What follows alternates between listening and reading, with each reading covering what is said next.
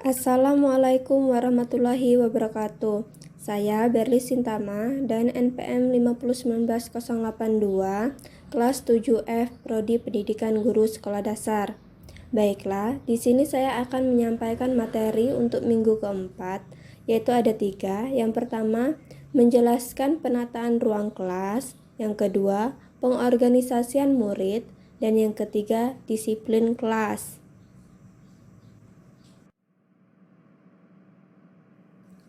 Penataan ruang kelas.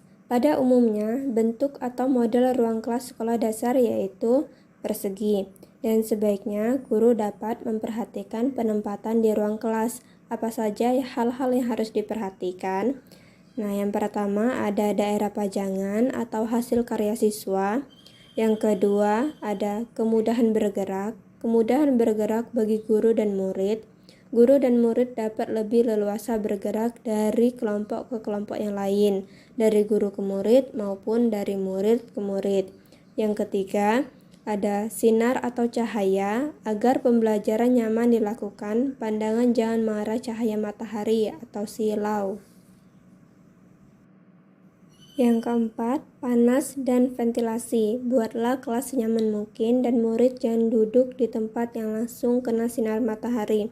Yang kelima, papan tulis. Penggunaan 2 papan tulis dalam PKR akan lebih baik dan dapat dijangkau dengan ketinggian siswa agar mempermudah siswa dalam belajar.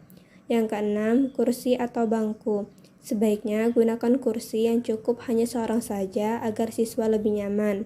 Yang ketujuh, ada meja guru.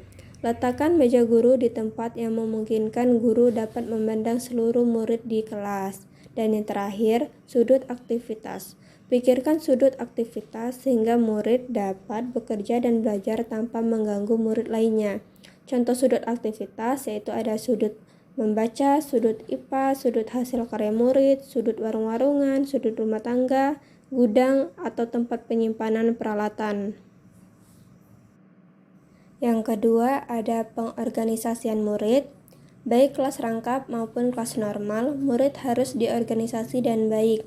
Hal ini agar kelas akan selalu hidup aktivitas siswanya. Adapun model pengorganisasian bisa berupa kelompok belajar. Nah, kelompok belajar perlu direncanakan dengan baik. Merencanakan kelompok belajar dapat meliputi yang pertama, menentukan bagaimana murid bekerja sama. Yang kedua, menentukan program pelatihan bagi pengembangan keterampilan bekerja sama. Yang ketiga, memberikan tugas yang dapat dihasilkan kelompok. Yang keempat, meletakkan dasar-dasar kerja secara teliti. Dan yang terakhir, memutuskan bagaimana belajar bekerja sama akan dievaluasi. Selain melakukan perencanaan, guru harus dapat meningkatkan keterampilan kelompok belajar. Yang pertama di sini ada murid saling tergantung satu sama lain. Yang kedua, mendengar dan menilai pendapat orang lain. Yang ketiga, kesempatan untuk berbicara dan berpendapat. Yang keempat, kesempatan ringkasan dan kontribusi kepada kelompok. Bentuk kedua pengorganisasian murid, belajar mandiri. Nah, belajar mandiri prinsipnya guru melepas diri dari ketergantungan fasilitas dan terhadap kelengkapan jumlah guru yang mengajar di sekolah. 3. Disiplin kelas. Disiplin kelas adalah keadaan tertib dalam satu kelas yang di dalamnya tergabung guru dan siswa taat kepada tata tertib yang telah ditetapkan. Jenis-jenis disiplin kelas, yang pertama ada disiplin yang timbul atas kesadaran kelas sendiri atau murid-murid dalam kelas. Yang kedua di sini ada disiplin yang timbul karena paksaan guru atau wali kelas. Faktor-faktor yang mempengaruhi disiplin kelas ada 4. Yang pertama ada faktor kesehatan, faktor perorangan, faktor sosial, dan faktor lingkungan. Strategi yang dapat digunakan dalam penanaman disiplin kelas antara lain yaitu ada 3. 1. Dengan model contoh yang diberikan guru kepada peserta didik.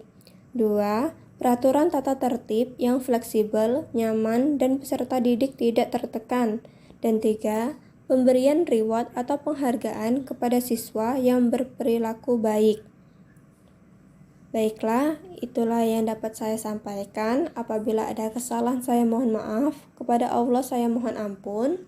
Terima kasih. Wassalamualaikum warahmatullahi wabarakatuh.